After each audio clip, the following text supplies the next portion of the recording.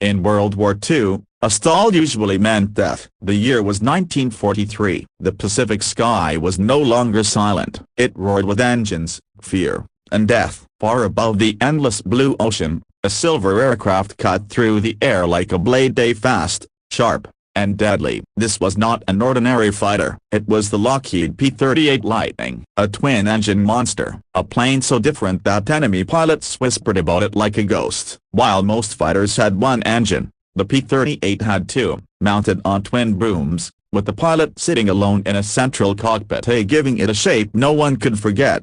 Or so they thought. American pilots loved it. Japanese pilots feared it. The P-38 could climb faster, dive harder, and strike before the enemy even realized they were being hunted. But on one particular mission, something happened that no manual had ever prepared anyone for. Something that made Japanese radios fall silent. Something that made an entire fighter squadron believe a plane had vanished into thin air.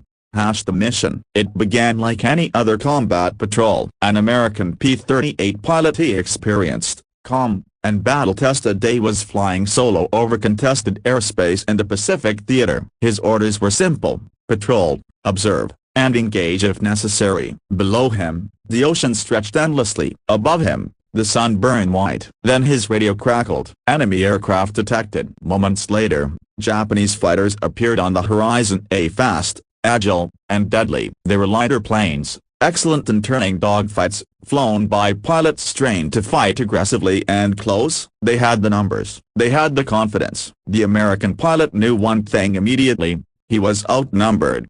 The chase begins. The Japanese fighters moved in quickly, tightening the circle. Radio chatter exploded among them. They believed the kill was certain. The P-38 pilot pushed his throttles forward, engines screaming as the Lightning surged ahead. He climbed, forcing altitude, using the P-38's raw power to escape the first attack. But the enemy stayed with him. The sky turned into chaos. Contrails, sharp turns, flashes of sunlight on metal wings. Then, something went wrong. As the American pilot pulled into a steep maneuver, the plane shuddered violently. Controls went soft. The airframe trembled. This wasn't enemy fire. This was something worse. The P-38 entered a high-altitude aerodynamic stall, a deadly condition where airflow over the wings collapses. To the enemy pilots watching from behind, it looked like victory. The Lightning's nose dipped. The plane stopped responding. Then it did the unthinkable. It dropped straight down, not in a clean dive, not in a controlled fall, but in a violent,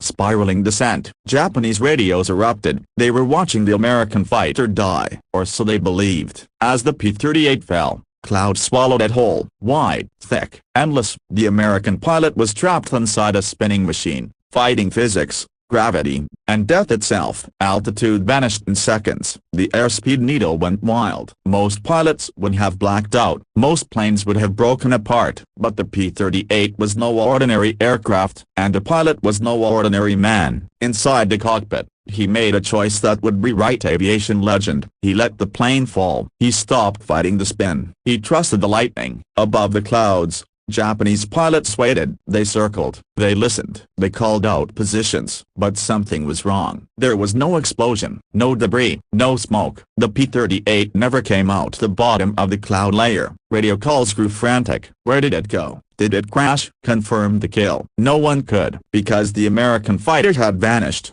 Deep below, the P-38 burst out of the clouds intact. The pilot regained control, leveling the wings just seconds before the ocean claimed him. Engines roaring, controls responding. Alive. He didn't climb. He didn't turn back. He disappeared into the horizon. By the time the Japanese pilots realized the truth, the sky was empty. The P-38 was gone. The Japanese pilots circled above the clouds, confused and silent. They had seen the American fighter stall. They had seen it fall. They were certain the kill was theirs. But the sky told a different story. Far below, hidden from enemy eyes, the P-38 Lightning was rewriting the rules of air combat. To understand what truly happened that day, you must understand one critical truth. Most World War II pilots believed a stall meant death. At high altitude, a stall was often unrecoverable. The air was thin. Control surfaces lost authority. Aircraft entered violent spins that tore wings apart. Many fighters never came back. But the P-38 was different. Its design a radical, misunderstood,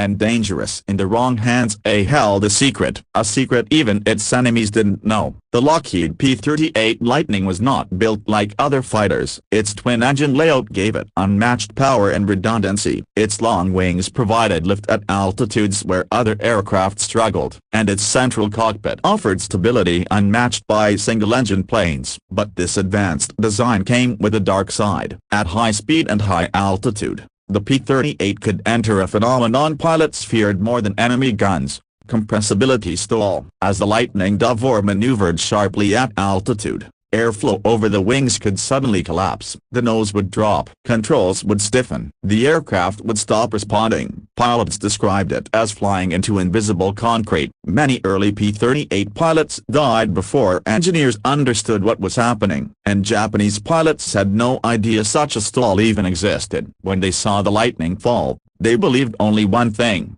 the American pilot was finished. As the P-38 spiraled downward into the clouds, the Japanese fighters did not pursue. Why? Because they couldn't. Japanese aircraft like the A-6M0 were excellent dogfighters, light, agile, deadly in close combat, but they had limits. Their engines struggled at high altitude, their airframes were fragile and steep dives, and their pilots knew better than to chase a falling aircraft blindly into cloud cover. Clouds meant danger, loss of visual contact, loss of formation, loss of survival, so they stayed above, watching, waiting, listening to their radios. Meanwhile, inside the P-38 cockpit, the world was chaos. The plane was spinning, the horizon vanished, gravity pinned the pilot into his seat. His instruments screamed warnings: airspeed climbing, altitude collapsing, engines howling. Every instinct told him to fight, but training told him something else. P-38 pilots were taught a counterintuitive lesson.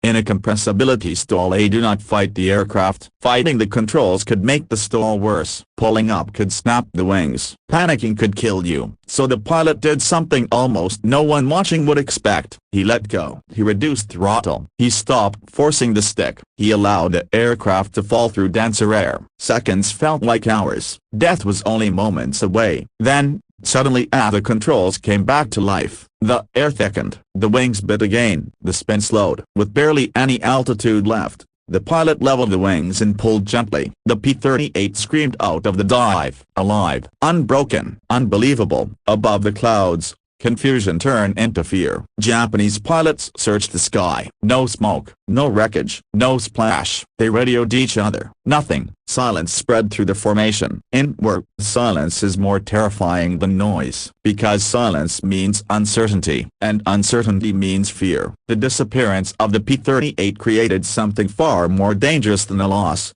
doubt. Did the plane crash? Did it escape? Was it a trick? Enemy pilots were trained to trust what they saw, but this time, what they saw made no sense. A fighter didn't simply vanish unless a broken bar. It was something else. Stories began to circulate among pilots, among ground crews, among intelligence officers. They spoke quietly about an American aircraft that could fall from the sky and return unharmed, about a fighter that disappeared into clouds and never came back until it did. The P-38 earned a new reputation, not just as a killer, but as a ghost. This incident changed more than one engagement. It changed how pilots thought. American pilots gained confidence. They learned to trust the Lightning's limits. They pushed it hard, a race smarter. Japanese pilots became cautious. They hesitated to chase. They second-guessed what they saw. In aerial combat, hesitation is deadly. The American pilot never claimed heroism. He didn't fire a single shot. He didn't down an enemy plane. But he survived, and survival was victory, because he returned with knowledge that saved others. Reports of high-speed stalls reached Lockheed engineers. They listened, they tested, they modified. Dive recovery flaps were added. Training manuals were rewritten. Pilots were taught how to survive the impossible. The Lightning became even deadlier. Air combat was no longer just about aim and courage. It was about science, about aerodynamics, about understanding the invisible forces shaping every battle. And the P-38 stood as the center of that evolution. The war moved on. New missions replaced old ones. New pilots took the skies. New battles erased yesterday's victories. But not every story faded. Some refused to die. And somewhere between cloud layers and radio silence, the story of the vanishing P-38 began to grow. The American pilot never went public. There were no medals, no interviews, no headlines, but war has its own way of remembering. Pilots talk, crew chiefs listen. Stories move faster than aircraft. Across Pacific airfields, the same tale was repeated quietly at first. A P-38 that stalled, fell, and vanished. Enemy radios that went silent. A fighter that returned untouched. Each retelling added weight, and soon, the Lightning was no longer just an airplane. It was a presence. Among Japanese pilots, uncertainty began to settle in. They were trained to be aggressive, to pursue, to finish the fight. But now there was doubt. Clouds were no longer just weather. They were hiding places, traps. If a P-38 fell, did it mean death, or deception? That hesitation even for a second was enough. In aerial combat, confidence wins battles, and confidence had cracked. Some pilots swore they saw lightnings where none existed. A flash of twin booms in cloud breaks. Engine sounds without visual contact. Radar blips that vanished. Whether real or imagined didn't matter. The effect was the same. Pilots flew tighter. They avoided dives. They disengaged sooner. The sky had changed. On the other side,